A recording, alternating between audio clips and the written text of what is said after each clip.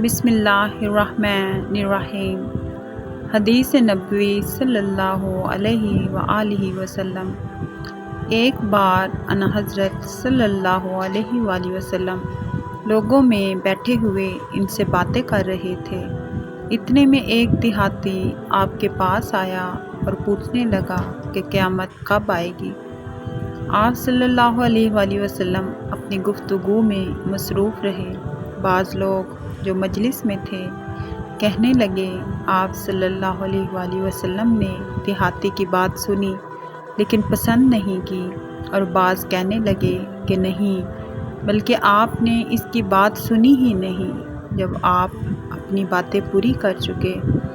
تو میں سمجھتا ہوں کہ آپ صلی اللہ علیہ وآلہ وسلم نے یوں فرمایا، وہ قیامت کے بارے میں پوچھنے والا کہاں گیا؟ اس دیہاتی نے کہا، حضور میں موجود ہوں۔ آپ نے فرمایا کہ جب امانت یعنی ایمانداری دنیا سے اٹھ جائے تو قیامت قائم ہونے کا انتظار کر۔ اس نے کہا، ایمانداری اٹھنے کا کیا مطلب ہے؟ آپ صلی اللہ علیہ وآلہ وسلم نے فرمایا کہ جب حکومت کے کاروبار نالائق لوگوں کو سونپ دیے جائیں تو قیامت کا انتظار کر۔